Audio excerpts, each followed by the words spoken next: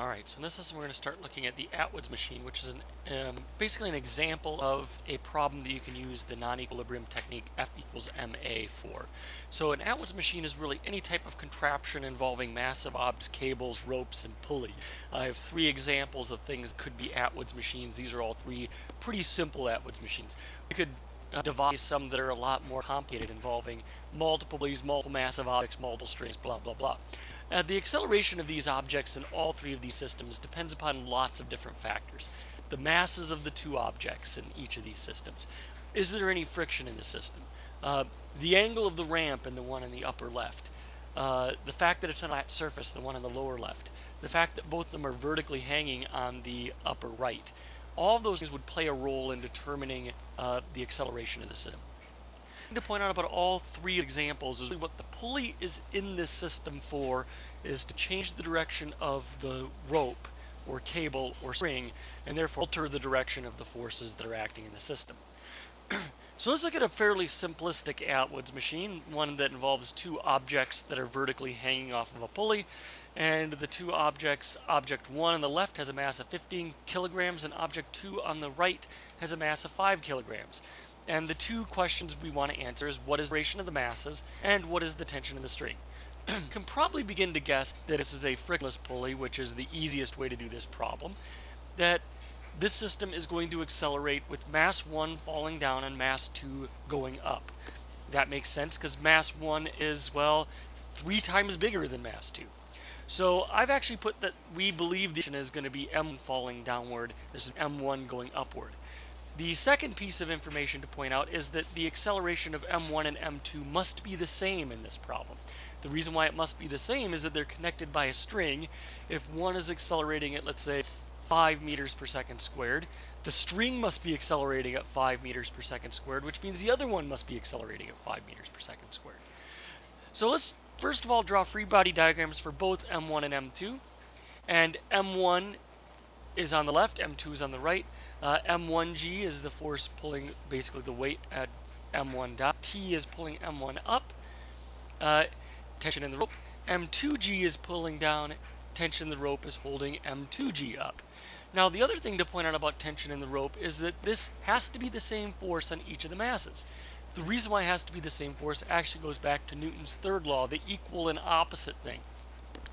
If M1G is putting a force on the string is putting the same force on M1G, that's the tension in the string. The force, well, the string, if M1G is putting a force on the string, M2G must be experiencing that same force, so tension in the string must be the same. We can actually work through all the Newton's third law pairs, and I can demonstrate that those two tensions must be the same if you want me to do that. So what I can say is that sum of forces on M1 is going to be M1A, sum of forces on M2 is going to be M2A. Now the one thing to point out is that when we define our positive direction, we want the positive direction to be in the direction of acceleration. So for M1, M1G is going to be my positive force, and tension is going to be acting in the negative direction. So M1G minus T equals M1A. For M2, we're going to flip the direction. The reason is, if M1 accelerates downward this way, and I follow the string around, this way must be the positive direction for M2, or the direction of the acceleration for M2. So tension is the force that's acting in the positive direction, and M2G is acting in the negative direction. So this is one of the key things about the Atwood's machine problem, is making sure you keep positive and negative signs correct. I usually will make the positive direction the direction I believe the system to be accelerating. So the one thing to point out about this set of equations is I now have a system of two equations with two unknowns, tension and acceleration, and I know those two unknowns are the same in both equations. So the way to solve this out is to solve one equation for one unknown, which I've done here, the right equation for tension, M2A plus M2G, and then substitute it into the second equation. What I now have is an equation that only has one unknown, the acceleration of the system. So from here we're going to use some algebra to solve for that acceleration. First thing I'm going to do is I'm going to add m to the other side. Where this negative sign comes in is I've distributed the negative sign. It basically becomes m1g minus m2a minus m2g. So this looks like difference in the weights. And then I can factor out m1 and m2 to make it m1 plus m2a. And then I can divide everything by, well, this fact, the acceleration is equal to m1 minus m2 times g over m1 plus m2. At this point, I'm going to take a time out and pause and kind of think about what this relationship is really telling me about the acceleration of the system. What this relationship is telling me about the acceleration of the system is that as the difference in masses gets bigger, as m1 gets bigger compared to m2, the acceleration gets bigger. If we think about this logically, that seems to make sense. If m1 was 1,000 kilograms and m1 was 1 kilogram, that acceleration is going to be pretty close to the acceleration of gravity. If it was 500 kilograms and 499 kilograms, that acceleration is going to be pretty small. They're pretty close together in mass. Then we're going to divide by the sum of the masses, basically saying that if you add two masses, so there's this component of the difference of the masses divided by the sum of the masses times g. So as the two masses get further and further and further apart, the closer and closer and closer this looks to just m1 falling straight down. If I had 1,000 kilograms on m1 and 1 kilogram of m2, it's going to look almost like m1 is just free falling and m2 is flying up with the acceleration of gravity. So if I plug in my values here, 15 minus 5, 15 plus 5 times g, you get 4.9 meters per second squared, about half the acceleration of gravity.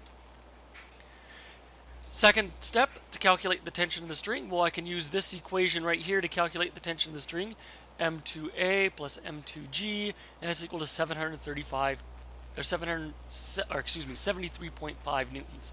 Now it's worth pointing out the tension in the string is greater than the weight of m2, but less than the weight of m1. And if we think about that, that has to be true. If the tension in the string was equal to the weight of m2, m2 is not going to accelerate. If the tension in the string was equal to the weight of m1, m1's not going to accelerate.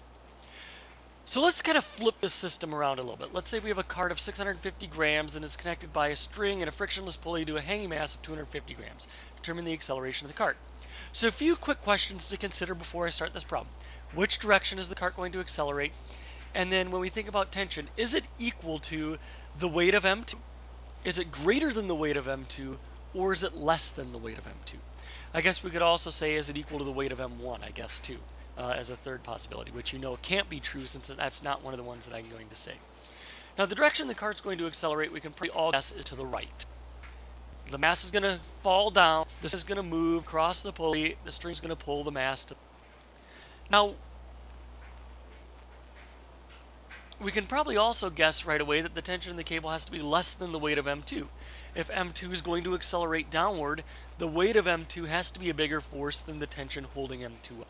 So let's begin to figure out then how this can be true. So for the cart, if we identify the forces, we have tension in the cable pulling to the right, we have weight of the cart and normal force. For the hanging mass, I have tension in the cable and weight of the hanging mass. Now it's worth pointing out in this case the tension in the cable pulling the cart and the tension in the cable pulling up on the hanging mass, those two forces are the same. They're the same in magnitude. That's again in Newton's third law. You can almost think of this as the weight directly connected to the cart if you wanted to, and just completely ignore the string in general. So, first point out about the cart is we can probably guess that these two forces, weight of the cart and normal force, are the same. The cart sitting on a horizontal surface, it's not flying off the surface, not accelerating through the surface. So the net force acting on the hanging mass has to be m2g minus e, and that's going to be equal to m2a. And which forces do include? Only one really causing the rate is the tension in the cable. m1a is equal to t. So from here, I've actually got, again, my system of two equations, two unknowns, acceleration of the system. We can probably guess acceleration of the hanging mass and the cart have to be the same, and tension in the cable we know have to be the same. Here I have one already solved for tension in the cable, so let's substitute it in. If I do some rearranging, add m1a, I get that m2 plus m1a equals m2g, and the relationship, the weight of the mass is pulling the system, and that the acceleration is all dependent on the sum of the masses of the system.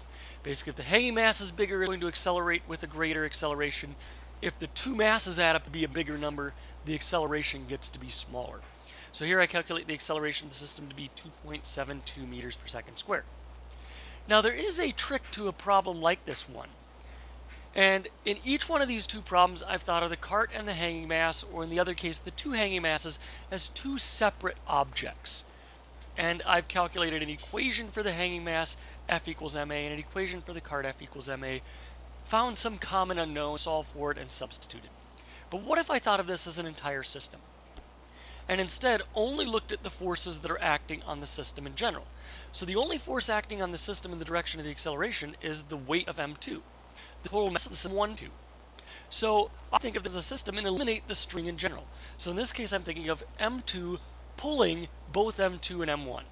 So sum of forces on the system, m2 plus m1 times a is equal to m2. And guess what? I get the exact same result that we got in the previous section by completely ignoring the tension. In a lot of cases, thinking of this as a system can be a lot easier of a way to solve that problem. So this is an example of an Atwood's machine. You'll definitely see this type of problem come up. It's a pretty common problem, almost a classic problem in physics. So I would know how to solve these problems both as a system and as individual objects. If you're just looking for the acceleration of the objects, as a system is probably a good way to do it. If you're looking for tension of the string, you're almost always stuck with this solution technique.